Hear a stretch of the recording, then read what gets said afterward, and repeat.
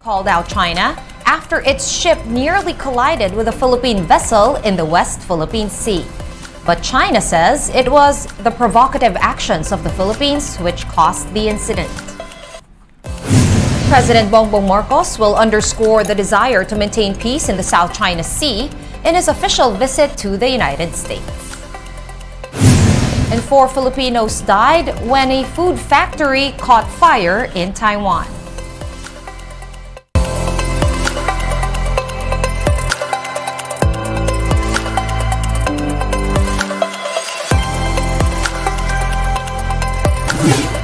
Fast, focused, and fearless. Here's a roundup of stories we're watching now.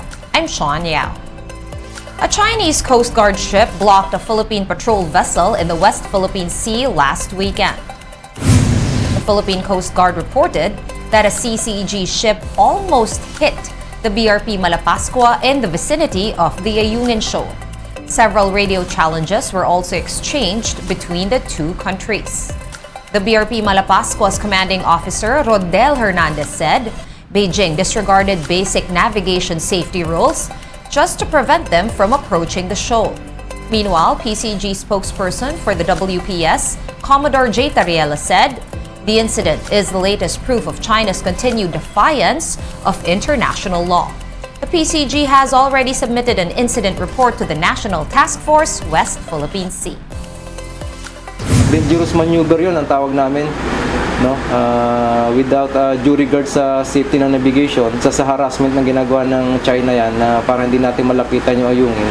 It is quite surprising that they are still disregarding the collision regulation in which they are also a signatory state. It just goes to show that the Chinese have always been ignoring the international law. On the back of that, the Department of Foreign Affairs is once again calling on China to respect the Philippines' legal right to conduct maritime patrols in the West Philippine Sea. The DFA said that the dangerous maneuvers, like the recent near collision in the Ayungin Shoal, could lead to untoward incidents at sea. For her part, Senator Risa Ontiveros believes that China should be held accountable for the, quote, unrepentant string of incidents. Ontiveros expects the Foreign Affairs Department to file a diplomatic protest and has called on Malacanang to denounce Beijing's ceaseless intimidation. Meanwhile, Senator Bato de la Rosa has described China's move as, quote, too much bullying. His advice to the PCG, maximize escape and evasion tactics. Meanwhile, Senate Minority Leader Coco Pimentel also urged all claimants of the disputed territories to come up with a code of conduct in order to prevent incidents like this from happening again. And China claims that the near collision between the Chinese and Philippine Coast Guard's vessels in the South China Sea was caused by the Philippines' intrusion. According to China, the near collision was brought on by the Philippines', quote, premeditated and provocative action to hype up the incident, especially with journalists on board the BRP Malabrigo. The Chinese Foreign Ministry added that the Philippine boat's alleged intrusion was without China's permission. Beijing likewise claimed that the CCG vessel was simply safeguarding China's territorial sovereignty and upholding maritime order. We have more stories for you after this quick break. Keep it here on One News.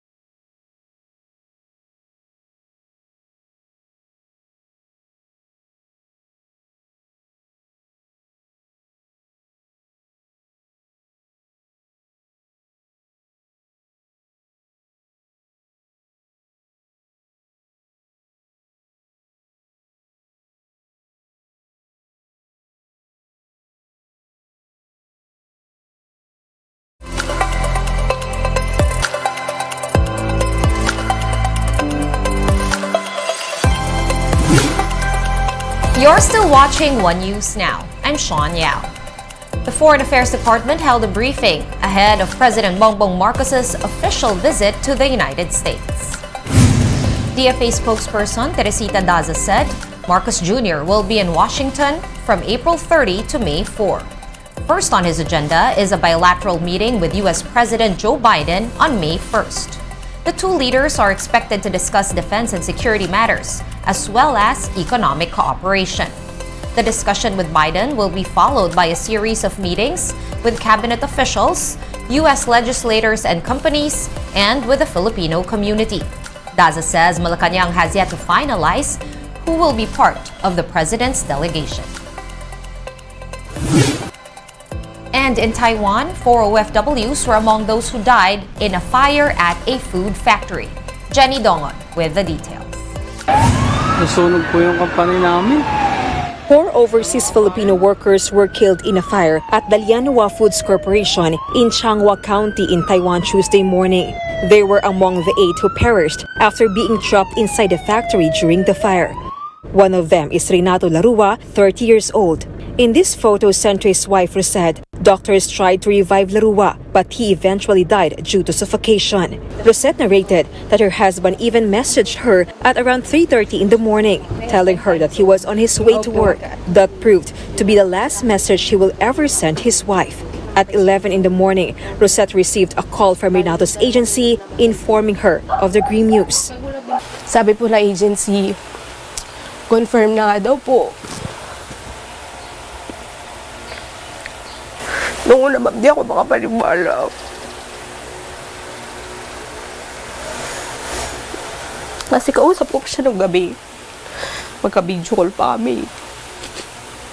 This is even more devastating as she is 8 months pregnant with her second child. Renato is survived by his wife, the baby, and their 10-year-old child. Maya't maya siya tanong sa akin na, wala na ba talaga? Baka pwede pa. Baka kapag inuwi dito, ma-revive pa.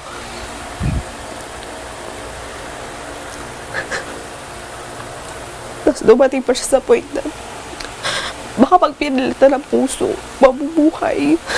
Baka mabuhay yung papa ko. Tapos lagi sinasabi, I want my papa back. Sana hindi na lang siya umalis. Rosette also said that this work contract abroad would have been Renato's last, as he promised that he will stay in the Philippines for good after his 3-year contract. Inawat pa po siya ng panganay namin na, huwag ka na lang umalis pa, dito ka na lang. Sabi niya po, hindi, isa pa, isang ano na lang, alis na lang. Siyempre nga po, mas maganda kasi opportunity sa ibang bansa. Sabi ko, sige, isa na lang. Tapos ganun po yung nangyari. Huli na po pala. Aside from Larua, the other casualties were Nancy Revilla, Aroma Miranda, and Maricris Fernando. Manila Economic and Cultural Office Chairman Sylvester Bello III said that the 3 of the victims died due to suffocation, while the other one died while being treated in the hospital. 4 other Pinoys also sustained minor physical injuries, but are now in stable condition. Bello added that the government is in close coordination with their Taiwanese counterparts. He said the remains of the victims will be repatriated as soon as the paperwork is done. From MECO po, meron financial assistance but more on OWA. Meron silang death benefit na 200,000 manggagaling sa OWA at meron din silang 20,000 na burial benefits. But more important than that, yung ating mga kababayan na namatay dahil sunog na ito, kung meron silang anak, ay they will be entitled to free education under the OWA. For News of 5, Jenny Dongon, We Are One News. The FIBA Central Board, the Samahan ng Basketball ng Pilipinas, and the Philippine Olympic Committee made a courtesy call to Malacanang today. In a brief message, President Bongbong Marcos assured FIBA of a very enthusiastic and loud crowd for the World Cup. The president also lauded SBP Chairman Emeritus Manny V. Pangilinan on his efforts for the country to become an integral part of the international basketball community. For its part, the FIBA Central Board invited President Marcos to do the ceremonial toss at the opening ceremony of the FIBA World Cup 2023 in August. The FIBA Basketball World Cup draw is happening tomorrow evening at the Smart Araneta Coliseum. One News Now will be back tomorrow at 7 a.m. I'm Sean Yao. We are One News. All sides, all the time.